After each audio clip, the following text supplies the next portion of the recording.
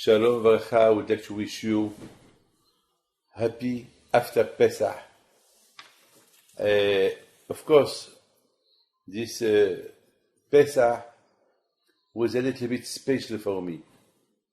Why? Because every year I see Pesach in another way. As you know, there is a mitzvah to talk about Pesach every year. But we know the story. So how can we feel the story? I mean, it's like somebody that is married. I mean, his married life, it's a following, you know. Morning, you wake up, and have to, go to work, back home, go to sleep, wake up in the morning, you know, and the woman as well, she has she has a day similar like the day of yesterday. So the story of Pesach, we know it, especially every day we talk about the exit of Egypt. So what it is a really special, what it is Pesach, what it is his speciality in Pesach, to talk about Pesach. But I mean, don't you think that we can get bored by talking about something that we know? So there is a solution that you can feel Pesach as a new Pesach. Pesach is Passover. Like you pass over the story that you know, and now you know another story. Now you will understand a new kind of story about Pesach. Like what?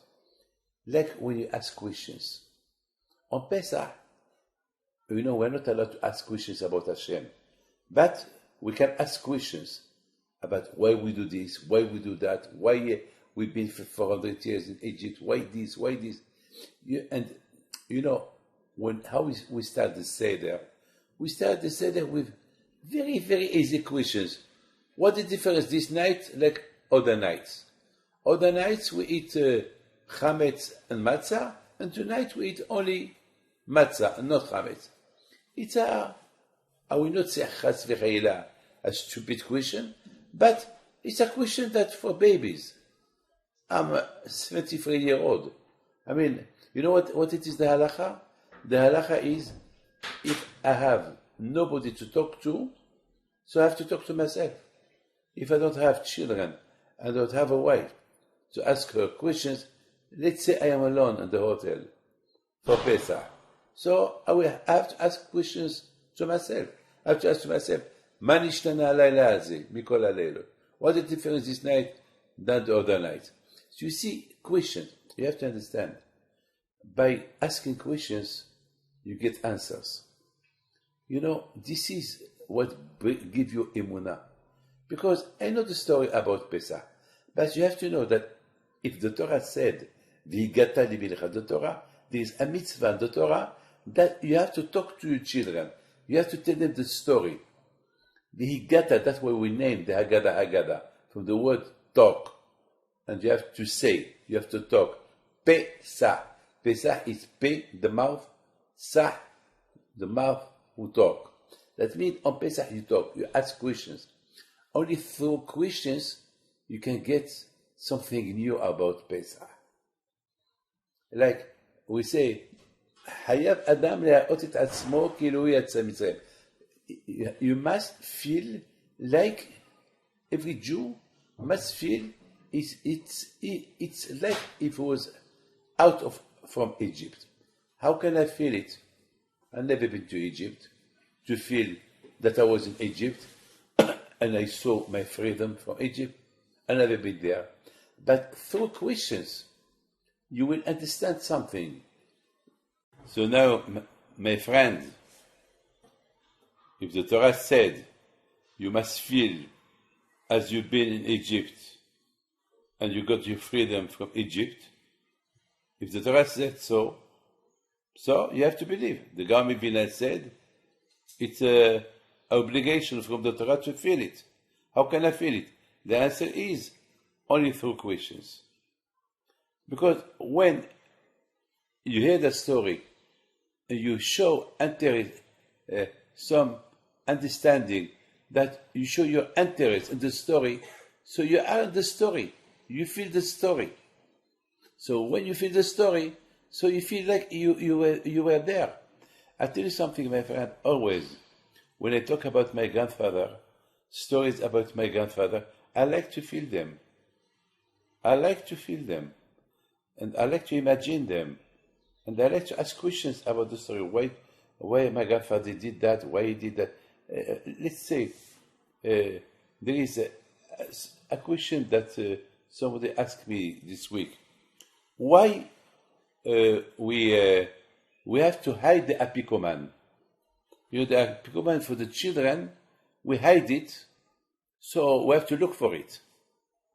Because when we finish the dinner, we have to eat the apikoman.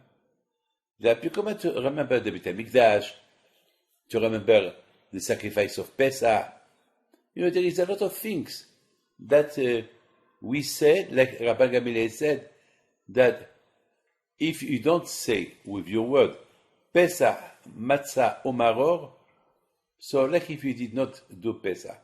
I mean, all Pesach is about Matzah, about the Maror that we eat, and about the Pesach, the sacrifice of Pesach. Okay, today there is no sacrifice of Pesach, but we have to remember.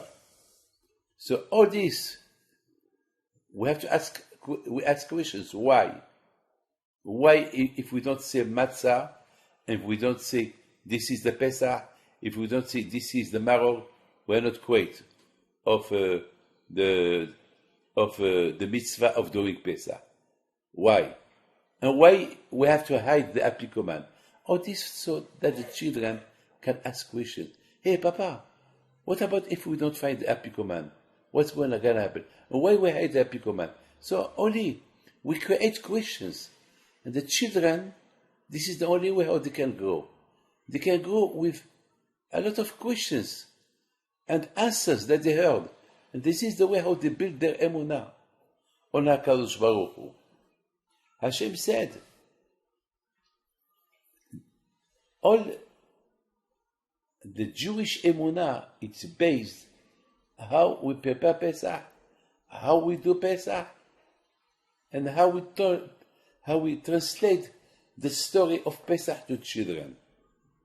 I would like to tell you something. I saw somebody that all his life, he respect, he don't eat bread. He respect, he eat matzah, he clean his house. And this year, he bring the bread to his house. So people were shocked. This year, it was newspaper, everything. So they told him, oh wow. So he told them, well, I only did Pesach because everybody does Pesach. I never understand what it is Pesach. Never my parents teach me what it is Pesach. I lost my parents in the Shoah. Now I am 90 years old. I don't know why it is Pesach. So I decided to eat the bread, to bring the bread home. Can you imagine? All his life, he did not know what it is Pesach, and he respected Pesach, and suddenly now that he is 90 years old, suddenly now he decided to respect it. And there was a man like him, that he was in the Shoah. And he's about 95 years old. When he heard this, he went to see him. And when he saw him, so they remember each other. And they start kissing each other. And the old man, the second one told him, I mean, we are the same. Even my father, he didn't teach me what it is Pesach. And I respect Pesach. Like you. It's not now that you want to stop respecting Pesach. He told him, remember what we've been through in the Shoah. Like our parents when they were in Egypt. Remember? And he told him, look, the chief rabbi of Israel, Rabbi Lo, he was in the Shoah. He said himself that he saw when he was in the concentration camp, he saw people dying in front of his eyes. He saw the Nazi shooting, killing people, burning Jews. All his family were killed. And he said about himself, when the American came, we be liberated, for me it was like the exit of Egypt. So we, the Jews that we be liberated and we are alive, and we be liberated from the Shoah, it's like the liberation of Egypt. And we have to remember that. The same way that we have to remember this. So we have to remember our first Shoah when we were in Egypt. And he started to talk to him. He told him that your problem is because never you asked a question. So because you never ask questions about the Haggadah, about Pesach, so unfortunately you were a Jew without emunah. You know what Rabbi Eliashiv said? Rabbi Eliashiv said, let's imagine a man who drives a car and he climbs a mountain in a car and he stops in the middle. You have to do the brakes. If you don't do the brakes, the car will go back. Will do reverse. So he said, when a Jew has a problem, the only way to fight the problem, the brakes. And the brakes is the emunah. And Rabbi Yeshiv said, unfortunately, there's a lot of people that have problems, but unfortunately they don't believe, they have no emunah. They can never solve their problem. At least when you have emunah, your problem become weak.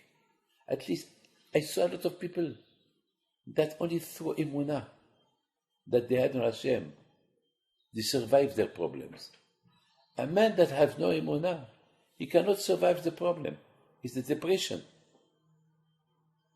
How did the Israel in Egypt, they survived during 400 years of starvation? Because they fight it. They fighted their problems. With what? With emunah. They believe that one day Hashem is going to liberate them. That emunah make them survive. When somebody has, God forbid, a cancer, a bad illness, mahala, chas v'chalila, the only way that he can fight it, on one hand the doctors don't give him hope. The only way that he can give up to himself, emunah, on HaKadosh Baruch Hu. My friend, I would like to tell you something. On Shvi'i Shel Pesach, the Torah said when the Jews left Egypt, they left with a big emunah on HaKadosh Baruch Hu. We have no idea of the emunah that Jewish people had on Hashem when they left Egypt. But something happened. When they were in the sea, it said, והמים להם חומה מימינם ומשמאלם, that when they crossed the sea, the water went up high, from right to left. And our rabbi said that the angels and the water of the sea was angry against the Jews because they had Avodah Zarah and their luggage. And Hashem, he talked to the sea, it's not your business. You cross yourself, let the Jews in. And when the Jews were inside the sea wanted to drown them, like they're going to drown the Egyptian. And Hashem said, stop, you don't do that. So my question is, how can you imagine Jewish people? They saw so many miracles in Egypt. They sacrifice the idolatry of the Egyptian, and they grill it and they eat it with a big confidence, with a big emunah on HaKadosh Baruch Hu. How can you imagine? During 1 year, they saw miracles, when Hashem was giving the 10 plagues to the Egyptian. They saw that Hashem is the boss. How can you imagine? Those Jews, they talk with them from Egypt, idolatry. I mean, how can you imagine that? And then the Torah said, when the Jewish people, they saw all those miracles, the Torah said, "Vaya'aminu b'Hashem Moshe Abdu." They believe in Hashem and they believe in Moshe. How can the Torah say they believe in Hashem and they believe in Moshe and they had Avodah Zarah with them? How can you imagine that? It's very hard for me to understand this. My friend, I have to tell you something. Without Torah, you can believe in Hashem, but your emunah is weak. What makes your emunah strong? Only Torah. I will never forget a man that he came on Yom Kippur to the shul, and he fasted all Kippur. And it's a man that I don't know. For me, it was a stranger. So when I saw after Kippur, I told him, "Where are you from?" He said, "From Marseille." I said, "Can I invite you to come to eat with me?" He said, "No, I have to go back to Marseille now. I have no time to eat." I told him, "Did you eat last night? Where did you eat last night?" He said, "Well, I only had fruit." "What about tonight?" So he said, "I will eat fruit on the way." I said, "It's impossible. 24 hours, you didn't eat. More than 24 hours. You come to my house." He said, "No, I have a very important appointment tonight." I said, "An appointment in the night? By the time you arrive to Marseille, it will be 11 o'clock at night. What kind of appointment?" Maybe it's a shidduch. Maybe they're going to introduce you a lady. I said that by joke, but he became red. So I understood that it's something like, this is the reason, maybe something like that. So I told him, "It's a shidduch?" He said, "No." "So you want to go to meet a girl?" He said, "Yes." "Jewish?" He went red. Half. Her father is Jew, the mother, she's not Jewish. I said, "Today it's Kippur. You just pray to Hashem today." She said, "But she is in her conversion." I said, "But till she's not converted, you're not allowed." And beside this, look at me. It's not only a meeting with her. Maybe it's more than that. Maybe there is a sin. She went red. So I told him, "How can you do that? How can you live in contradiction? You do teshuvah to Hashem, thinking about the avera that you're going to do. How's that?" The answer is, when there is no Torah, a Jew can live in contradiction. A lot of people, they will eat kosher at home, but not kosher in the street. Why? Well, they want to keep kosher home. What's the difference? The stomach. You have only one. You don't have two. You don't have a kosher stomach and a tarif stomach. You have one mouth. You have one tongue. You don't have two. So how can you live that way? Contradiction. My friend, this is the answer. With no Torah, your emunah is in balance. Your emunah is weak. That's what the Torah wants to teach us. The Jews, when they left Egypt with big emunah. on Hashem.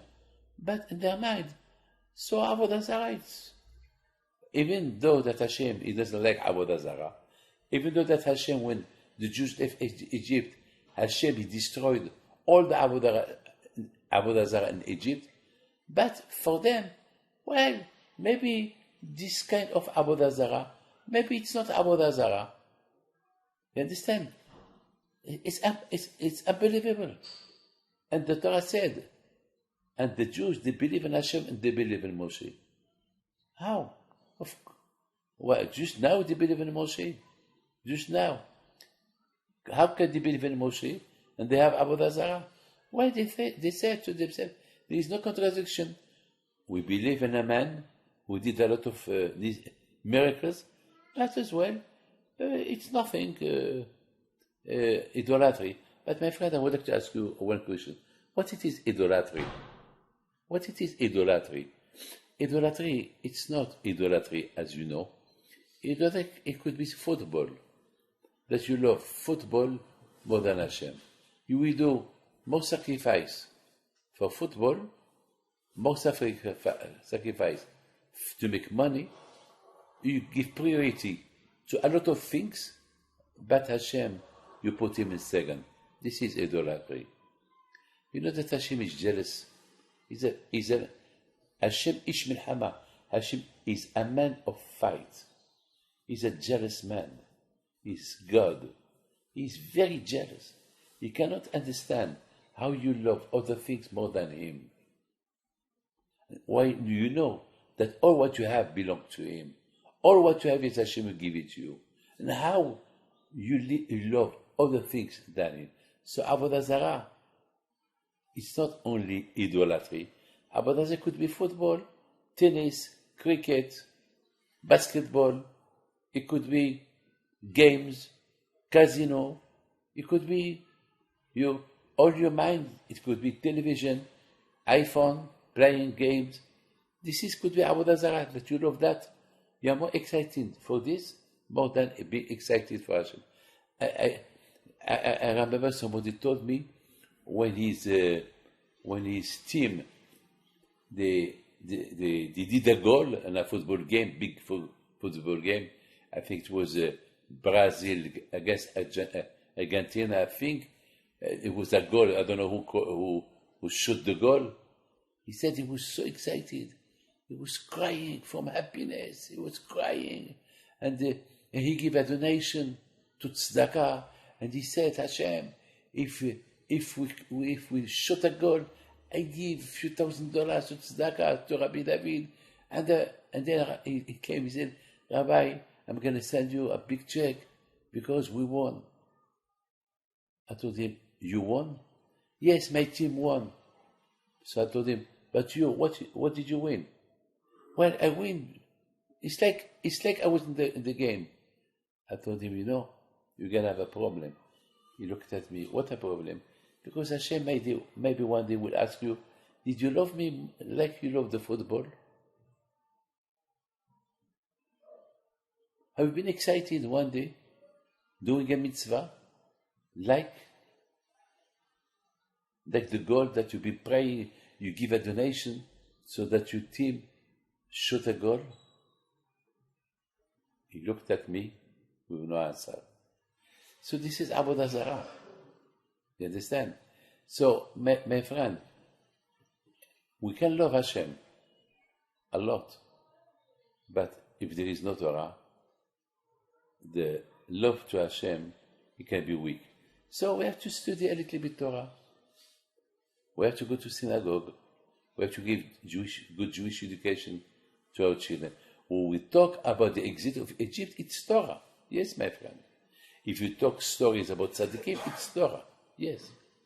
When you wash your hand to eat, it's Torah. Torah is not only to sit, open a book and learn. Torah is to you live your life according to the Torah, according to the Jewish law. My friend, this is Pesach. Pesach. The mouth who talk. All the miracle of Pesach is to receive the Torah. And that's why Hashem, when the time came to exit for Pesach, Hashem gave us few mitzvot to do. to prepare ourselves to receive the Torah. But, without good preparation, your emunah could be weak on Hashem. And then you can't think about other things. Like this man. He fasted 24 hours and he was thinking about a woman. God forbid, doing a sin with a woman after Kippur. How can you do that? Well, he was empty from Torah. My friend, I wish you well. Now we understand what it is Pesach about. The more questions we ask about Pesach, the more we understand what it is Pesach, the more we know who is Hashem. And Be'ez Hashem, Hashem bless you.